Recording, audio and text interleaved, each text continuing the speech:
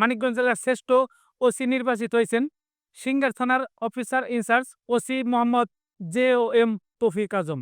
মানিকগঞ্জ জেলা পুলিশের মাসিক কল্যাণ, অপরাধ ও পর্যালোচনা সভা অনুষ্ঠিত হয়েছে গত ৮ মে বৃহস্পতিবার মানিকগঞ্জ পুলিশ সুপার এসপির কনফারেন্স রুমে এ সভা অনুষ্ঠিত হয়। জেলা পুলিশ সূত্রে জানা গেল এপ্রিল মাসের মাসিক কল্যাণ ও অপরাধ পর্যালোচনা সভায় আইন শৃঙ্খলা রক্ষা, অপরাধ দমন, অপরাধীদের আটক, মামলা গ্রহণ, বিচারে সহায়তা, শৃঙ্খলা ও ভিআইপি নিরাপত্তা প্রোটোকল, অপরাধীদের তথ্য সংগ্রহ ও প্রতিরোধমূলক ব্যবস্থা নেওয়া সহ বিভিন্ন দায়িত্ব পালন করার জেলা পুলিশের শ্রেষ্ঠ ওসি হিসেবে নির্বাচিত হন সিঙ্গার থানার অফিসার ইনচার্জ ওসি জে.ও.এম তৌফিক আজম। অনুষ্ঠানে প্রধান অতিথি হিসেবে উপস্থিত ছিলেন মানিকগঞ্জ জেলা police super Yasmin Khatun. Singer থানার অফিসার ইনচার্জ ওসি জে.ও.এম তৌফিক আজমের হাতে শ্রেষ্ঠ ওসির সম্মাননা স্মারক তুলে দেন। এ সময় পুলিশ সুপার সবার উপস্থিতিতে পুলিশ কর্মকর্তাদের উদ্দেশ্যে বলেন, পুলিশের কাছে সাধারণ মানুষের প্রত্যাশা অনেক। পুলিশের কাজ মানুষের সেবা দেওয়া, তাই আমাদের অবশ্যই মানুষের কল্যাণে কাজ করতে হবে।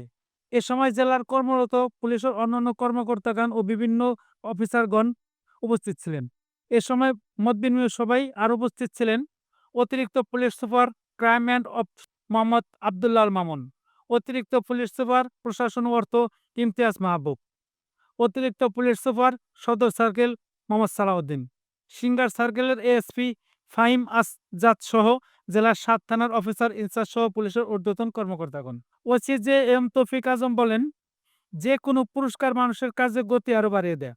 এই জন্যই আমার পক্ষ থেকে মাননীয় প্রধান উপদেষ্টা ও আমার সিনিয়র স্যারদের ধন্যবাদ জানাই। এই পদক পাওয়ার পর থেকে আমার কাজের স্পৃহা বাড়বে এবং বেড়েছে। আমি পুলিশের সুনাম ধরে রাখার জন্য সর্বোচ্চ চেষ্টা করব।